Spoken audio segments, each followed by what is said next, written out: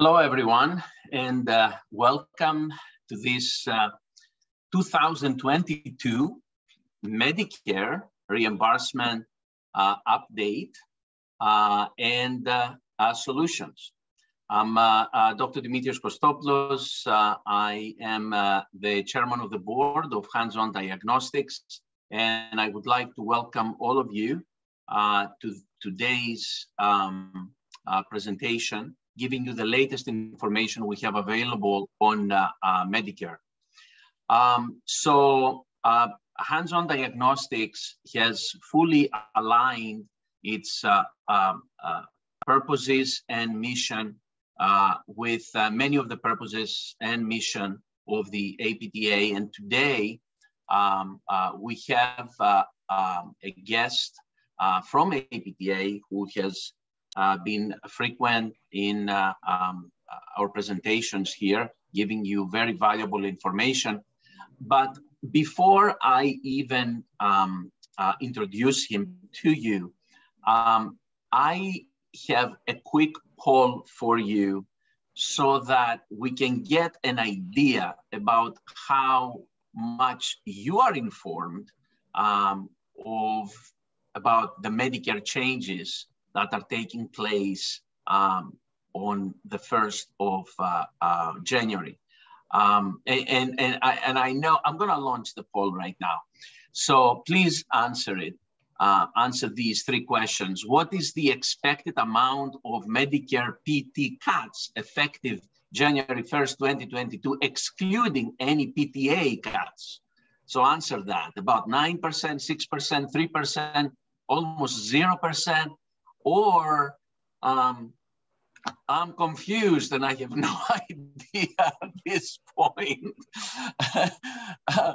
And based on what you know, how much do you believe the Medicare changes will affect your practice? And finally, what is the expected amount of Medicare PTA cuts effective January 1st, 2022? So, and again, there is also on that question, the answer, I'm confused and I have no idea at this point. So, and definitely please put yourselves on mute.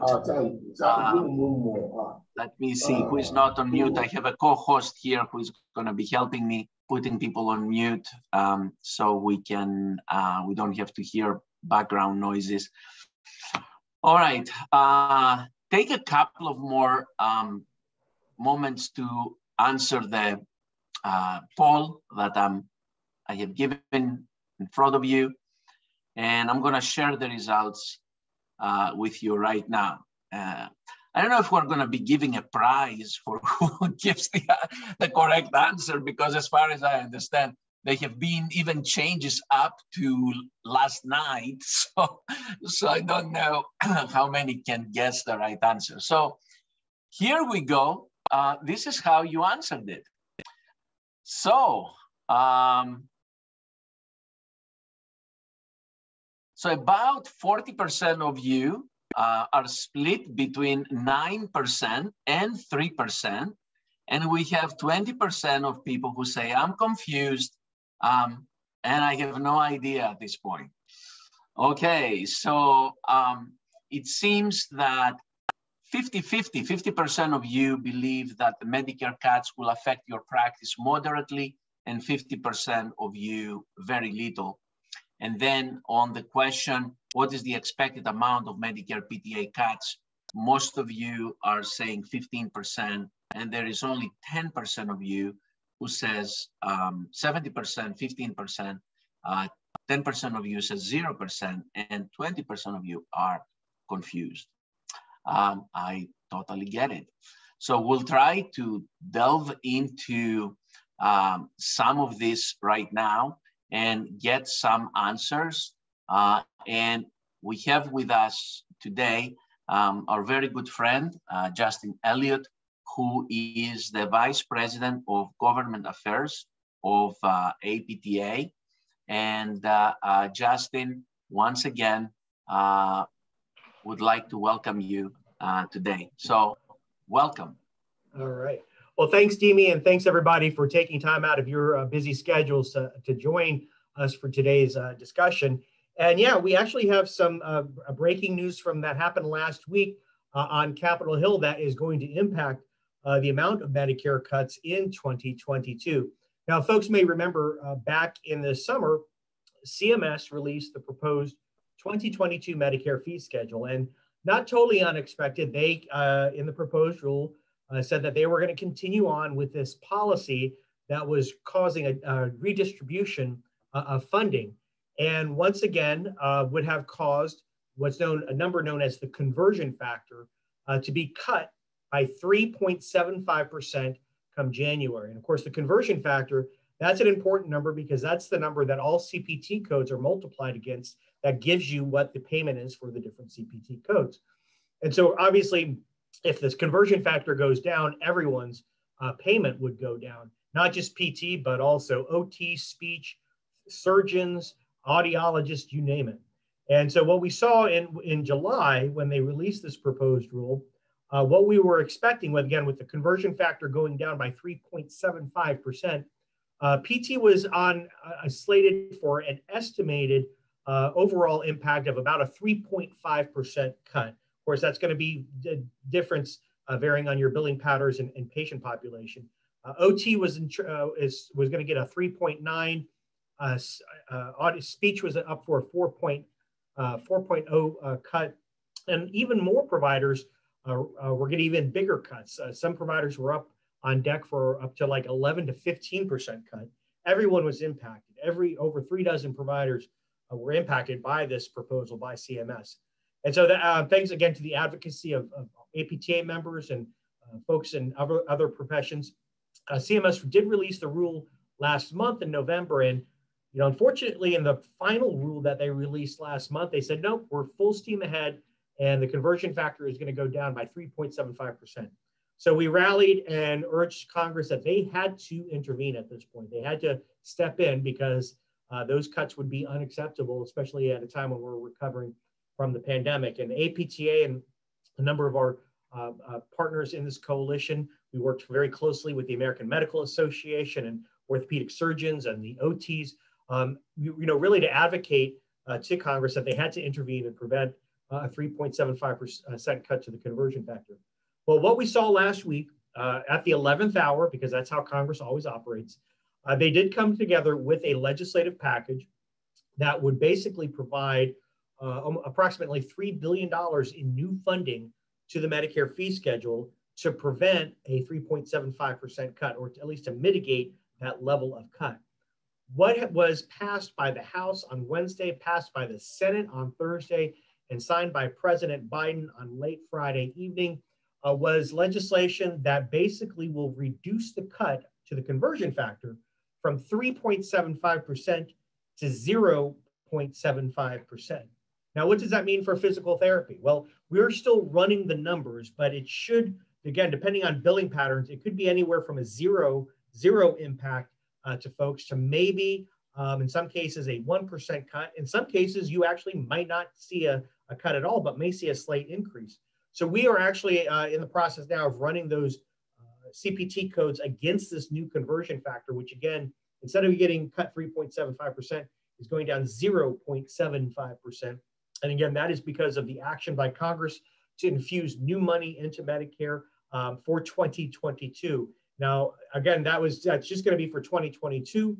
And again, this is the work to all the APTA members and patients who contacted their members of Congress over the last several months, asking them to intervene. Thank you for your advocacy, because as we saw last week, Congress finally did get up and do something, what they should have done, and that is to intervene. Now, that's the good news, that they actually put this new money in and that these cuts are going to be mitigated. Now, here's the bad news. The package that Congress put together last week and went through rather quickly did not include a number of critical issues that impact a number of different providers. For us, the one thing they did not include in this package was another issue that we've been advocating for, and that's for House Bill 5536. It's called the SMART Act, Stabilizing Medicare and Rehab I forget what the acronym is. I'll have to look that up in a minute. But anyway, HR 5536 is a bill that would delay the PTA and OTA differential payment until 2023, would change the supervision requirements right now under Medicare Part B from direct supervision to general supervision, and would also have provided an exemption to the differential, the PTA and OTA differential for rural and underserved areas.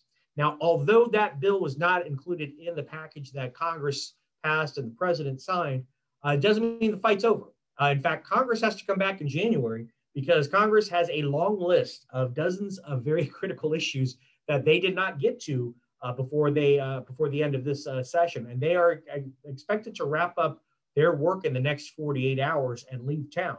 And so they have a long list of things that they have to get to in the new year. And the PTA OTA differential will continue to be high on the list for us to push for enactment. So what does that mean for January 1st under the Medicare fee schedule? Well, under just the typical payment, again, what would have been a pretty bad cut of 3.5% for physical therapists. Again, we're still running the numbers, but we anticipate it could be anywhere from a 0%, no impact, to either a small cut, less than 1% or less. In some cases, you could actually maybe see an increase depending on your billing patterns. But on the PTA and OTA differential, what will happen is that on January 1st, unfortunately, it will go into effect. And that means that when services are provided in part or in whole by a PTA or an OTA, and that's defined by CMS as 10% or more, then that differential will be applied. Now, APTA, we're going to be putting out some additional information and education and resources as to this, what they call the 10% de minimis standard, how to calculate when it does impact, when you do attach it, when it doesn't, more importantly, when does it not apply? And we'll be getting that information out to folks in the days ahead. So folks should go ahead and on January 1st, assume that the differential is going to be implemented, but not to give up hope. Because again, the legislation we have will still carry into January 1st. Congress can still act on it. And if we can get them to act on it quickly enough, maybe we can have it made retroactive to January 1st. But it's important to know that that bill does, not only does it delay the cut, but it does, the one thing that we've been pushing, and this is something we've been pushing for a long time, is to get rid of the current very arduous direct supervision requirement of PTAs, which is really a pain in the neck for so many of our small businesses. And of course, being provided that exemption, not only to rural areas, but underserved areas, which includes a number of urban and suburban counties and areas, would also be a lifesaver. So that's it in a nutshell, what happened just in terms of Medicare fee schedule. I'll pause there, Dimi, to see if you have any questions. Justin, definitely a few questions. We love the good news, of course. Now, since the fee schedule has already been published, that includes the 3.75% reduction. Yep. When January 1st comes, will Medicare pay the fee with the reduction and later on adjust retroactively, or they'll be able to pay the correct fee schedule on January 1st?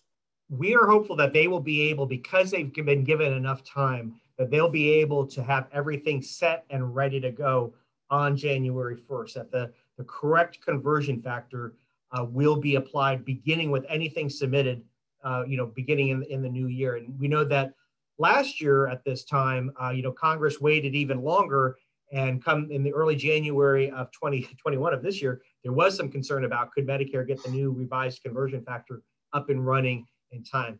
At this point, we are, APTA and a number of our coalition partners are pushing to make sure that this gets implemented smoothly and quickly and ready to go come January 1st.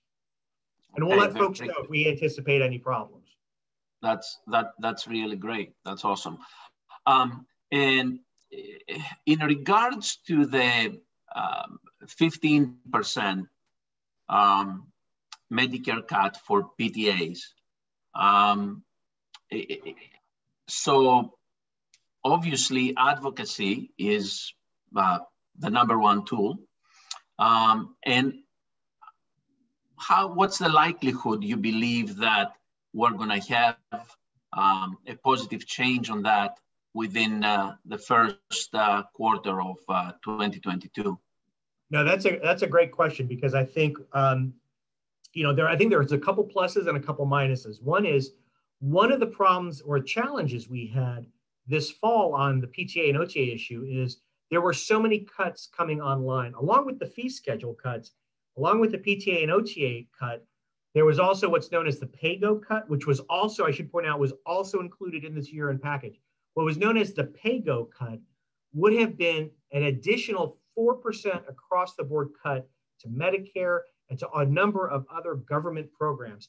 This is a federal deficit control mechanism that was put in years ago, that whenever the government spends too much money, it automatically triggers what's known as the pay-go cut. And Congress has to intervene and waive what's known as the pay-go cut. And so that was also on deck, that we were going to get this other 4% cut. That has been taken care of. That has been waived. But I think one of the things that Congress, because there were so many cuts that they were looking at, trying to identify which ones they needed to get, absolutely as part of this package, was a challenge. Going into January, I mean, this is going to be the big cut. This is the one that everyone's going to be focusing on. And so that helps with our messaging and really hopefully gets Congress to really focus on this issue, because they had so many things that they were trying to focus on before the end of the year. I think what is outside of our control, which unfortunately is going to be the driver of this, are the politics. What partisan games they may play, what type of things that are outside, come out of left field that have nothing to do with this issue or with Medicare, that is going to interfere with us trying to get this done. And unfortunately, that's a variable that's very hard to tell or predict at this time, given the volatility right now in politics, especially up on Capitol Hill. But that being said, I think that it's APTA, along with our partners at AOTA. We have a number of other groups that are supporting us on this. A National Association for the Support of Long-Term Care, National Association of Rehab Agencies and Providers. We have patient groups such as the Brain Injury Association, United Cerebral Palsy. We have a good coalition of providers, employers, and patient groups that are all rallying behind this. And the plan right now is to come out of the gate hard January 1st as Congress begins to come back to town and really go all out on grassroots on this. And so stay tuned, because we do have template letters on the APTA Patient Access Center and Legislative Action Center that folks can utilize to contact their members of Congress to say, please enact HR 5536, the SMART Act. And so we're going to cause as much noise as possible in January. So that way, hopefully we get something done in the first quarter. Thank you. Very good. And please, anyone who has any questions, please post your questions in the chat. And we are going to ask Justin those questions. Or if you want to ask the question directly, indicate it to us, raising a hand or some reaction, and we will unmute you so you can be able to ask your question. So there is a question that says, is there any possibility for reviewing the determination for PTA cuts? I guess you mentioned that, right?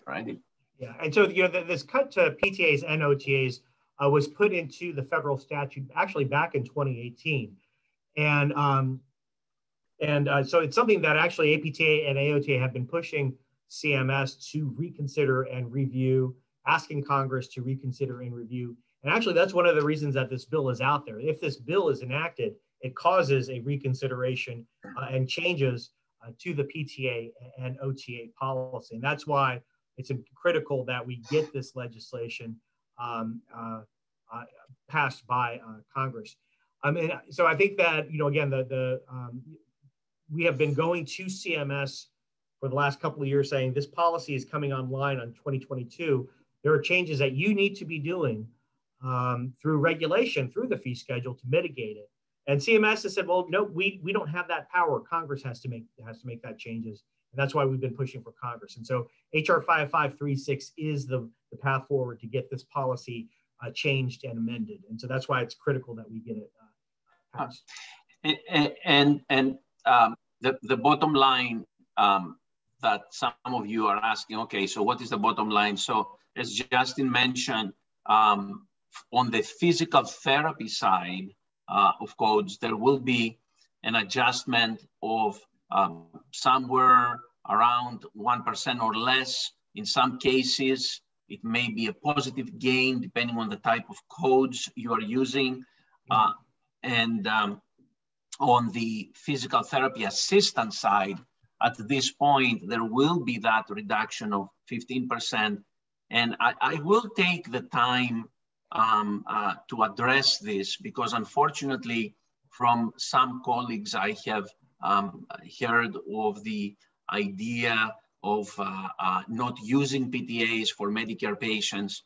And I will, in the remaining of the program of this webinar, I will be discussing essentially why this is not a workable idea and it should not be happening. You cannot discriminate a profession like this, but I will offer to you alternatives to that on what you can be doing to bypass this type of cut of whatever amount that will be for your practice based on your patterns of patients, a number of percentage of Medicare patients. Now, if there are any other questions, please ask Justin. You can send. Justin, is there anything else you want to add before I move on to some of these items? Yeah, actually, I was going to say, do you want me to provide an update on telehealth? Yes, sure. Okay, yeah, sure. So as folks know, because of the current national public health emergency that was declared back in 2020, we physical therapists, OTs, SLPs, and audiologists have temporarily been allowed to utilize telehealth under Medicare Part B, and it's been utilized by a number of providers throughout the country. Now, that's the good news. The bad news is that when the president declares the public health emergency over, what's known as they're called temporary waivers. It's a waiver of law. These waivers that have allowed PT, OT, speech, audiologists to utilize telehealth under Medicare Part B, that goes away and we go back to how the law was before the pandemic, which was that therapists were not authorized to utilize telehealth and get paid for it under Medicare. Now, we anticipate at this point that the public health emergency at a minimum is going to be extended at least through June 30th of 2022. And all predictions are saying that the president is going to maintain the current public health emergency at least probably through all of 2022. They don't want to declare it over prematurely. So what that means is that as long as the public health emergency is in effect, PTs can continue to utilize, and PTAs can continue to utilize telehealth.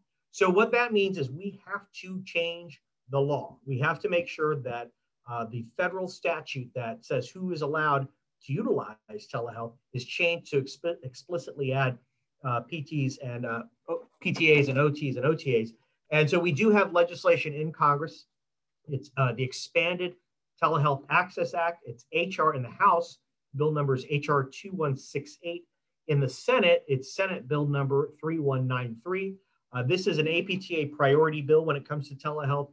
We're working with it on our friends at AOT and ASHA, and it would do just that. It would permanently make all therapists permanently authorized to get paid under Medicare to use telehealth. And so we have a little bit more time on that because it looks right now we'll have the ability to continue to use telehealth through the end of 2022, but we need to get this done in 2022. And so that's going to be a big push in 2022 to get that bill through it. And we do anticipate Congress is going to start looking at what they need to do as hopefully we begin to get looking at what policies will be wrapped up when the public health emergency is declared over. The other thing I wanted to, when it comes to technology, that I wanted just to highlight for folks, and this comes back to the 2022 Medicare Fee Schedule, and that is remote therapeutic monitoring codes. It's a class of 5 codes that will become effective in January 1st, 2022. And now what was interesting is that these remote therapeutic monitoring codes, in July, when CMS did their proposed rule, they said PTs can't use these. These are just for physicians. PTs will not be able to utilize these 5 codes. Well, we hit back pretty hard at CMS and said that's ridiculous. PTs absolutely should be able to have access and be able to bill these 5 new, what are called RTM codes. And in the final rule, which was a pretty nice win, CMS relented and said, yes, these 5 codes will be available for PTs to utilize and bill and get paid for in 2022. So we will be publishing, and I'll just flag this for folks, probably within the next week or two, we'll be publishing what's known as a practice advisory, which will tell how to use these codes, when to use these codes, what type of patients you're going to be utilizing, and all the things you will need to know to utilize these codes and get paid for them in 2022. So a new opportunity, a new avenue when it comes to Medicare payment. That's definitely awesome, and definitely as soon as there is more data on that, we're going to be doing some informational webinar for people to know more about this. But talking about that, I want to find out, how do you guys hear about the webinars we give? If you quickly answer the poll, you will help us understand how to effectively reach you. Is it through our website? Is it through an email? Is it through Facebook? Is it through LinkedIn? That is very useful information for us, because this way we know how to effectively inform you about similar type of events and help you get the information. Okay, awesome. So I'll give you 1 more second, 2 seconds, 3 seconds to answer this. Okay, so it seems that most people get their information through emails, and some people through Facebook and LinkedIn. Okay, good. This helps us to know how to address you guys and help you on this. Justin, if there is nothing else from your side right now, I am going to talk quickly about why Medicare rates are so important. Yeah, Bart, I will talk to you about that. I don't think that right now Justin has information on the MSK ultrasound yet. But Justin, as you see, there is increased interest from people to get more data about getting the taxonomy included there under PT. So yeah, and that's something that, you know, again, we're going to continue those conversations on in the process to have that, because you know, as with any new coding or payment, there is definitely a path that has to be followed to get to where we're going. And so it's so that's something that, you know, in 2022 we're going to continue those conversations about how do we get there. Yeah, I assure all of you who are interested on this specific subject that we have been totally behind pushing this forward, and APTA and Justin in particular has been very interested in helping the profession in this very issue. But let me just go over why these Medicare rates matter, really. Well, one of the reasons why these Medicare rates matter is because many insurance companies around the country determine their customary and reasonable rates utilizing the Medicare rates as well as the regional workers' compensation fee schedule to determine what they will consider as reasonable and customary rates. So while a reduction may seem to be, let's say, a reduction only for Medicare, reductions on Medicare or reductions in the workers' compensation schedule regionally can lead to further reductions from other insurance carriers. That's why we want to make sure that this doesn't happen, and we are on top of this. So a few things to consider and things that you can do to bypass or help reduce the effect of rates, okay, of reductions, whether the 15% reduction or any other reduction. So here is a list of choices, right? I'm not endorsing these choices. I'm saying that this is a list of choices. You can exit the Medicare system. You can go as a non-participating provider. You can fire your PTAs or not assign to them any Medicare patients, which is a horrible thing to do. You can become insurance selective, and I will explain to you what I mean by that. You can add cash-based services. And last but not least, you can add services in your office with higher insurance reimbursement rates. So the first three, really, I do not consider them at all, at least for our practice. Firing your PTAs or not assigning to them Medicare services, Medicare patients would be really something that you cannot do. You cannot punish an entire profession because some politicians decided to reduce by 15% the rates for them. We can continue our advocacy efforts so we can change that, and we're close to that. But meanwhile, I want to show you what do I mean by become insurance selective. Okay, so imagine this for a moment. Let me stop the share, and I want you to see me as I'm going to show you this. So let's suppose that you are accepting this mix of insurances, right? And this mix of insurances provides you this amount of reimbursement annually. So now this mix of insurances will provide you a little lesser reimbursement because there will be a reduction on, let's say, those patients who will be treated by a PTA, or even this 1% or 0.75% that might happen as a reduction to PT services. So by being selective on the insurances you accept into your practice,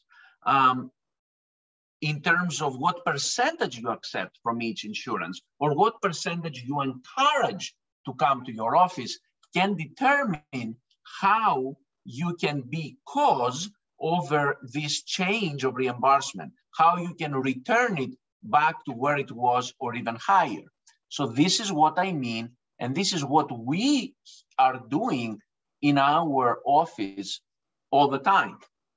What we do is we calculate our average insurance reimbursement, and we identify the range between our lowest and highest insurance payer. Then we list the insurances from the highest to the lowest payer.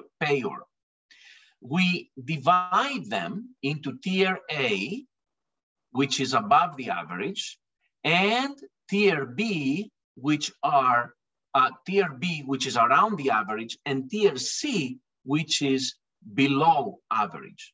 Okay, so now, and this is something you can do regardless of Medicare. Then what we do is we go and we identify referral sources. We have social marketing platforms that we do in any type of marketing, and we see what percentage each of these referral sources sends us tier A people, tier B patients, or tier C patients. So what we do is we shift funds and we do more marketing towards those referral sources that they bring to us tier A type of patients. So this is a total ethical practice. There is nothing unethical about this. We are not discriminate against patients. We don't say you are not gonna come or you are gonna, will accept you or won't accept you, or we don't say to the patients, you're gonna be seeing a PTA instead of a PT, despite the fact, let's say, that you need the skill that a PT can provide. But all we do is we redirect our marketing resources, whether it is financial resources, time, effort, ingenuity, and we direct them towards tier A type of insurances that they pay us higher than the average we get from the rest of the insurances. Okay, what else can you do? You can add some cash-based services. And I have a list of those cash-based services for you, and I'm gonna go through them right now. One, you can add laser technologies. In each of these categories, I have put the cost, if insurance pays for it, how much usually people charge per visit across the country, and what could be your average profit per visit, what percentage of the patients usually use that service, the pros and the cons. Okay, so this is the information about implementing laser. What you have to be very careful about when you calculate your cost is you have to look at your practice act in your state. There are states that allow a technician, a tech, to perform some of these services, and therefore your cost per visit will be lower. There are other states, I'm in one of them, New York, that requires that a licensed professional, a PT or a PTA, only can apply these technologies to a patient, that you cannot have a tech apply this, which will mean that your cost per visit will be higher. So laser technologies is one. The second one is the newbie by NewFit. They have a pretty good marketing program and pretty good outcomes. So this is something that you may consider as a cash-based program. Shockwave treatments also. There are shockwave machines that are less expensive, and there are some shockwave machines that are extremely expensive, even in the neighborhood of $70,000. But again, they don't get paid by insurance. You have to charge cash the patients. Foot orthotics. You can decide to sell foot orthotics in your clinic. That's the cost, and you can make an average profit of $35 to $55, depending on how much you pay for the materials. Number 5, private gym services. Some of you may already be offering these services to your patients. Again, small profit, sometimes a bit of a headache in terms of liability you have for these patients, but hey, that's another cash revenue. Massage services. Massage services can be provided, and some practices do it. Not all of your patients will use it, but about 10–15% of the patients of your practice could use those. Selling supplements and doing white labeling for supplements, putting, in other words, your own brand. It's something to consider, but there are some headaches with it in terms of inventory, and there is a very high cost to it compared to the profit you can make. How many of these supplements you're gonna end up selling anyhow? And of course, selling exercise equipment is something that you can implement.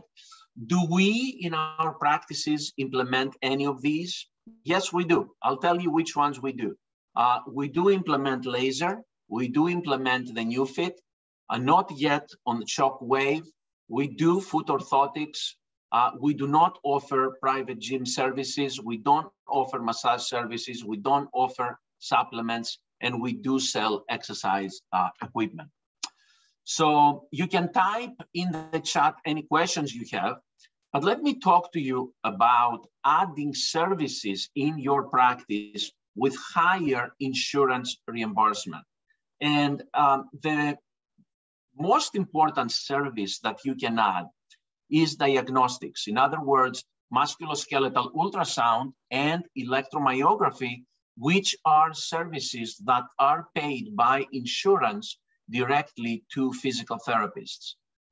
And these services can average somewhere in the neighborhood of, depending on your state, depending on the insurance, $500 to $700.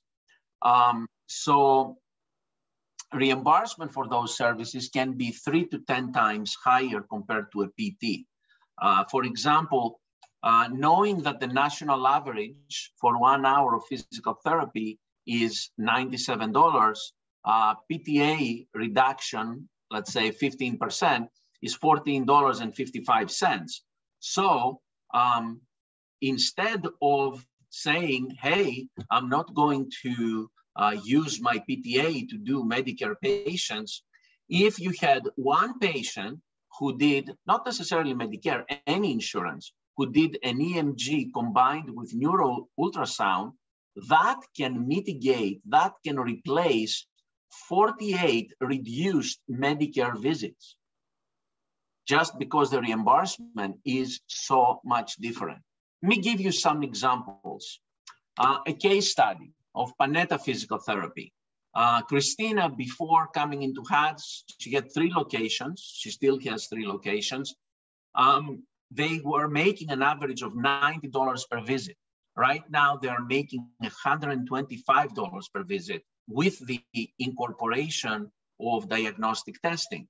That's a 38.8 increase. They were offering only PT. Now they offer physical therapy, MSK ultrasound, electromyography, and nerve conduction studies. And when they were marketing before to physicians for their services, they were marketing only physical therapy. Now they market to the referral sources both physical therapy and diagnostic testing services. They have established both an in-house, but also an outside business where they do testing, diagnostic testing in physicians' offices and other healthcare providers, and they are able to get physical therapy referrals from these physicians.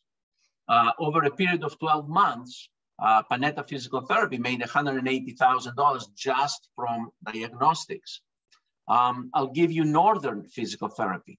They have 3 locations before and after getting into HADS. They have a HADS-approved diagnostic center. They were making $85 per session. With HADS, they are averaging $116 per session, 36.7% increase. So same scenario here. They have in-house and outside business, and over a period of 12 months, they made $800,000 from diagnostics. I'm going to give you one more, which is my good friend Bart McDonald, who I think he might be still in the call. Bart actually won the Practice of the Year award for 2021 of HADS. Bart has 4 locations. Before HADS, he was averaging $104 per session. With HADS, incorporating the increase, $137. And not only he made $360,000 over a period of 12 months, but he has published now a very popular book for the physical therapy community. It's called Debt Free PT. And you can go to debtfreept.com. Bart, if you're still on the call, can you type that into the chat? You can get from him not only his book, but also a consultation on how he can help you develop in your practice a program where you can attract new grads and new PTs and help them pay off their student debts in a very effective manner. So those are some case studies I wanted to show you. There are a lot more here that you can see. And of course, I would love to answer any questions that you guys may have. But also, if you want to have a free consultation with me, I'd love to talk to you and get you onto a quick meeting with me.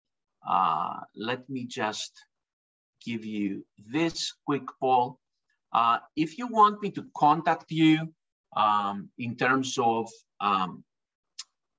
getting a quick meeting with me so we can go over to discuss the various choices that you have in terms of either putting diagnostics, or I can talk to you about the various cash-based services. It would be great. We can talk about that. so you guys can see what opportunities you have. You can just select one of the choices here.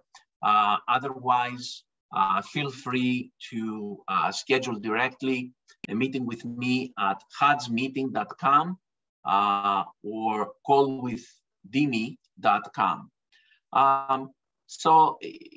And I have now your information here.